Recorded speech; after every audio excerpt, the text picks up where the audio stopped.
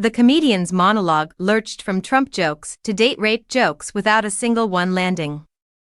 But Mike Myers as Elon Musk saved an otherwise rough episode. Fair to say that any host might have a rough go on the weekend after the grand 50th anniversary special of Saturday Night Live. But tonight felt specifically grim. Perhaps Lorne Michaels was being calculating when he booked comedian Shane Gillis for the gig. After all the build-up towards last week's backslapping, misty-eyed celebration, why not invite someone to throw a beer can at showbiz and the liberal Hollywood elite? There's a sect of Gillis's fans who love him because they think the people they hate him.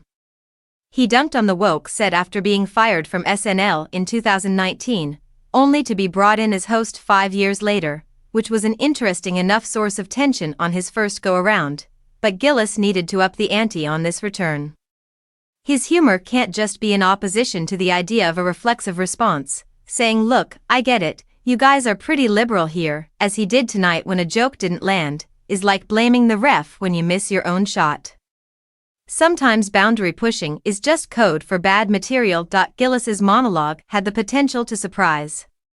He opened on Donald Trump's return to office, noting that the president is already hitting us with fifth-grade level ideas. Comedians taking swings at targets their core base don't see coming is interesting. But then Gillis got muddled up in an Iceland/Greenland bit, and his dig on how Joe Biden used to space out behind a mic felt old. He never did land his bit about white guys' fixation on whether the women they're dating have ever had sex with a black man, despite clumsily circling back to it at the end of the monologue.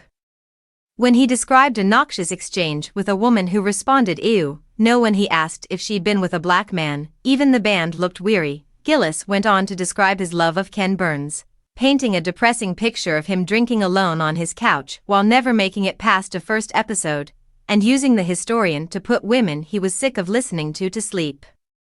Who needs roofies when we have the history of the buffalo? Who needs Tylenol PM when you've got this monologue? At one point, he got himself so tangled up in nothing that Gillis admitted, "I don't know how to get out of this joke."